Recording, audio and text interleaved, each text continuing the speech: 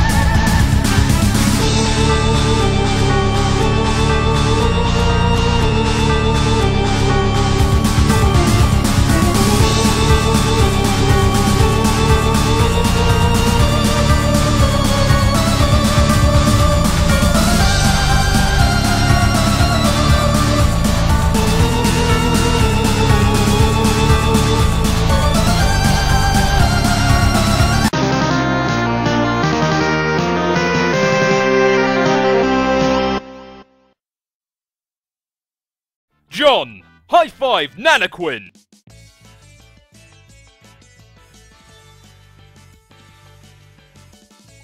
Good work, John. Oh hey! You're back! For now.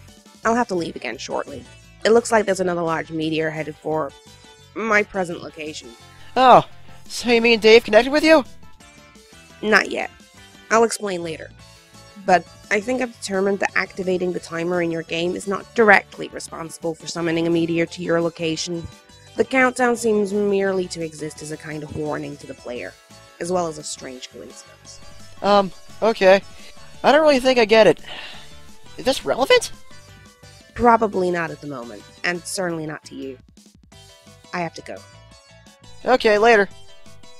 P.S. Try not to waste too much of that grist while I'm gone. John, climb up the echelon ladder! You rocket up the echelon ladder to the dizzying heights of the vaunted boy Skylark rung. Your new feather is hard-earned and well-deserved. And alarmingly fashionable. John, collect the fat loot. You and your ceramic pork hollow rejoice in the mound of wealth yielded from your meteoric ascent up the ladder. You are still not sure what all these boon dollars can actually get you, but when pulling in such insane loot hand over fist like this, who cares? Not you. Now, pick up as much grist as you can hold. Your expanded cash limit is more than enough to accommodate the grist windfall. You gather up 2,260 pieces of build grist, 10,040 pieces of shale, 490 drops of tar, and 350 drops of mercury. You can't wait to find out what amazing items this new supply of grist will be just barely insufficient to produce. Oh god, there's grist littered down there too. Those stupid ogres were like huge grist pinatas. One of those big sour grape electric holocaust fruit gushers is jammed in the hole in the platform. You guess there's only one way to get it. John, don't forget your book. It is your birthright. You ought to give it a read when you have a moment, particularly the first several pages. Okay, Nana, I will. Hey, Nana? Yes, dear?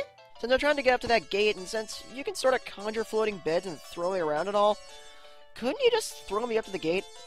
Yes, of course, John. But that would not serve your purpose well. There is a very good reason why you should build up to it, and then keep building. Oh, okay, I guess that's what I figured. So, just one more thing. Do you think that instead of telling me exactly why that is, with a clear explanation, you can give me a series of really coy riddles about it, and then sort of giggle? John, you are a very fresh young man. Your father has done such a wonderful job raising you. I am so proud of you both. Haha, I guess. When you pass through the first gate, everything will change. You will find the place where the constellations dance beneath the clouds, and then your true work may begin. Woo-hoo-hoo! I suddenly understand everything! Elsewhere, we find a place where a kingdom lies entrenched beyond an impenetrable veil of darkness.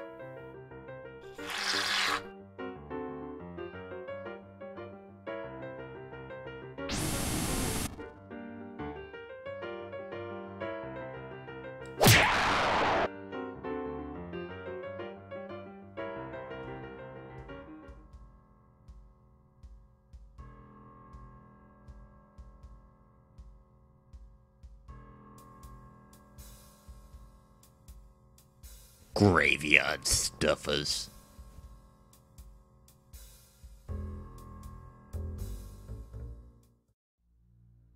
You are now the Peregrine Mendicant. You are flying westward in your peculiar mobile station. You have no sense of your bearings presently. The door is blocked by a metal column which extended through the entry shaft before liftoff. What will you do? It is suggested that you check the mail. This message to Dr. Brinner looks pretty serious. Now it's suggested that you open the envelope. Never! This mail is sacred, and sacred is the trust between the postman and the recipients of his precious parcels. You have made a solemn pledge to deliver this letter to the doctor, just as soon as you determine where this address is, or find any sort of discernible mailing address in this wasteland for that matter. The mail is freedom. The mail is life. The mail is the very fabric of civilization. Wait. Hold that thought for one moment.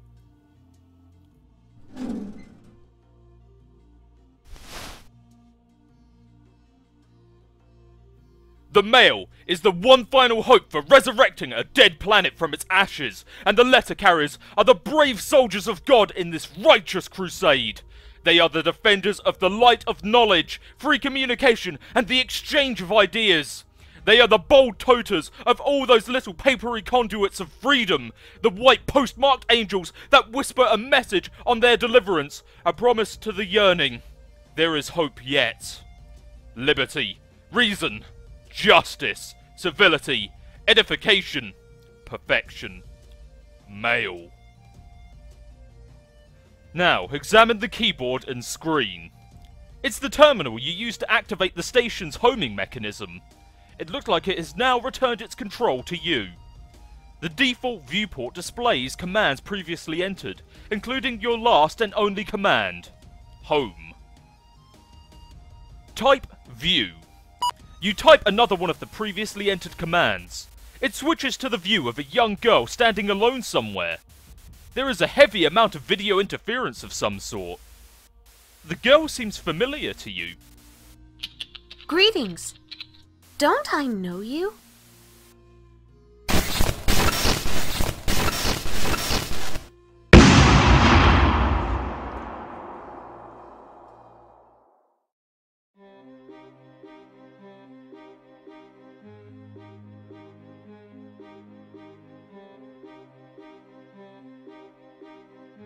Rose refused to acknowledge the absurd tea set.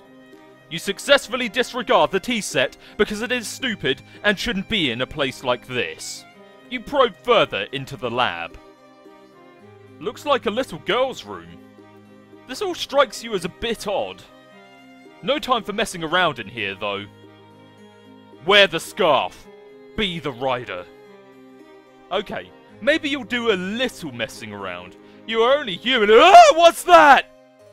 You are accosted by a friendly mutant kitten. Now, John, resist great urge to take the wedge shale.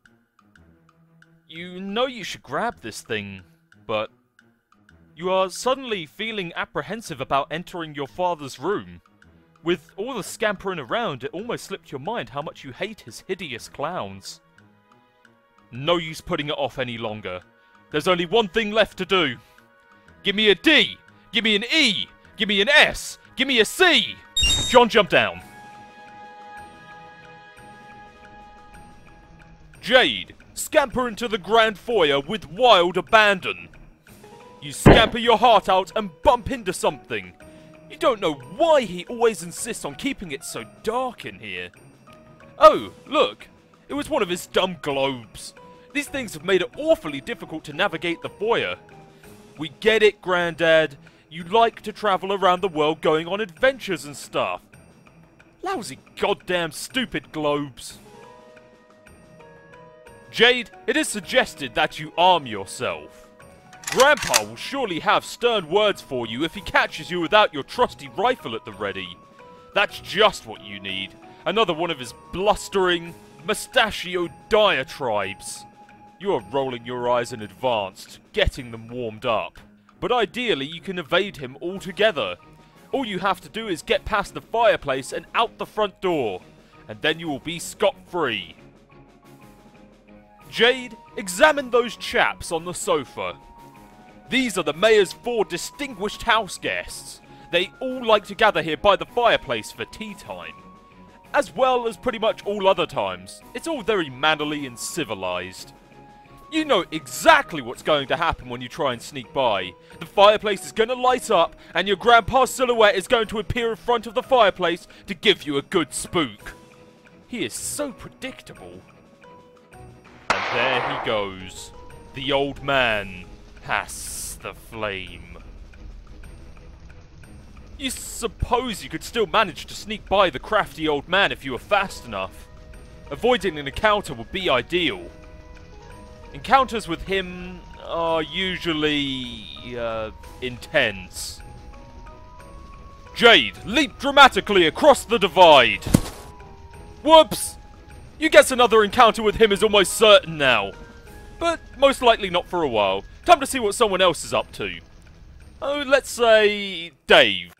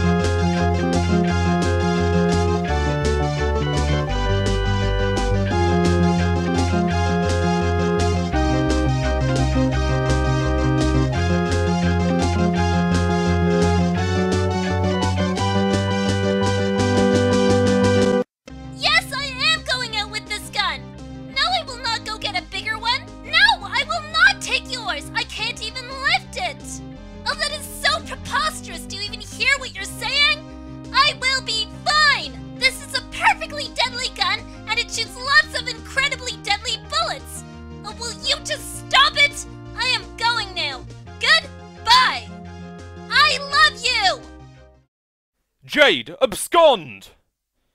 Ah, he was so much easier to deal with when he was alive. Peregrine Mendicant, miraculously survive!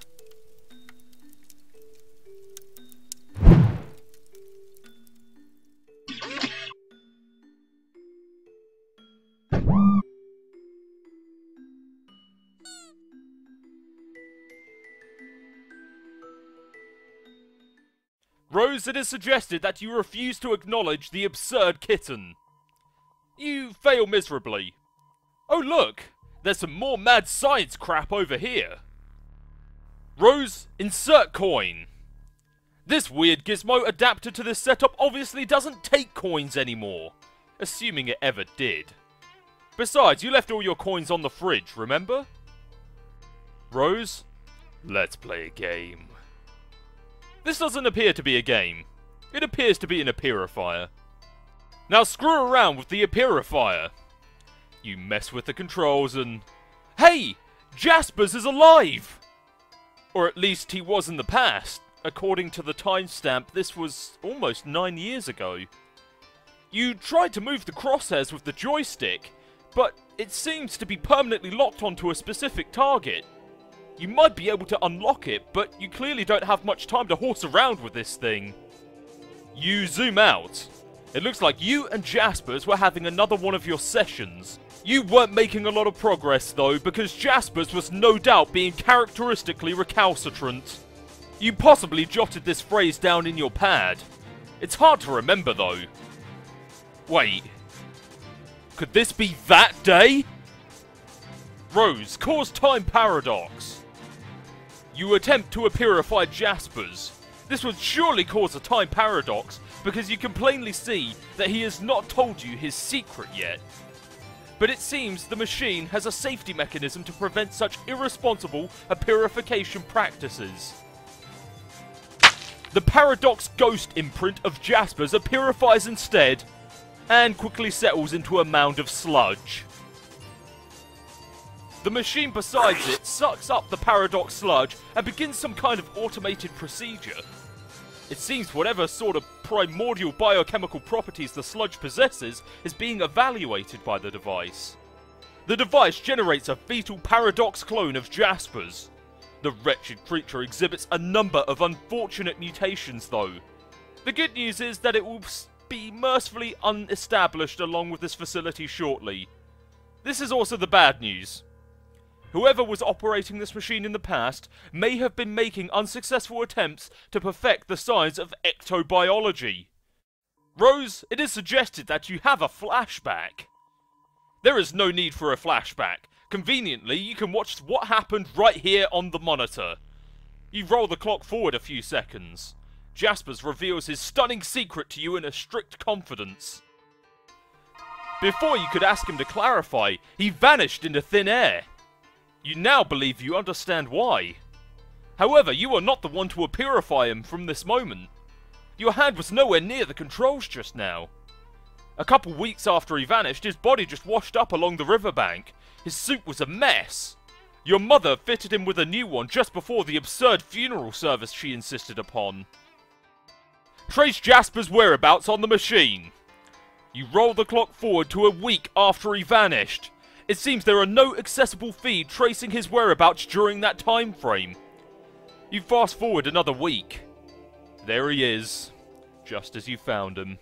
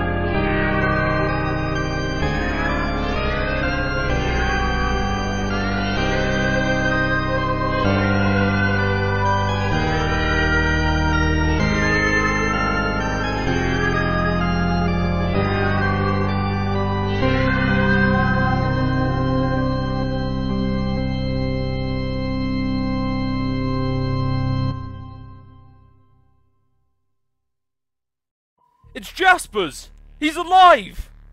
Well, okay, he's still dead, but his body is intact. Turns out, it wasn't some kind of disintegratificator, like you thought. It's more like an escapalyzer. Rose, purify Jasper's immediately. Good thing you finally got all this sorted out. You only have 10 seconds to spare. Time to stash the dead cat and Amscray. Rose, stop fooling around and transportalize out of there!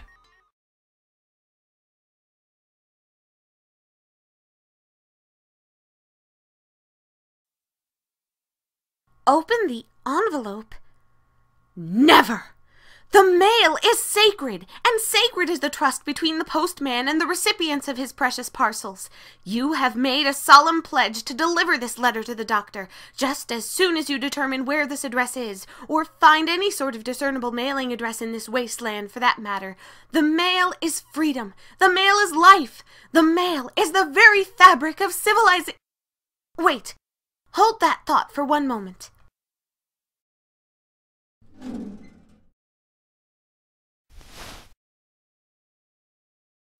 The mail is the one final hope for resurrecting a dead planet from its ashes, and the letter carriers are the brave soldiers of God in this righteous crusade.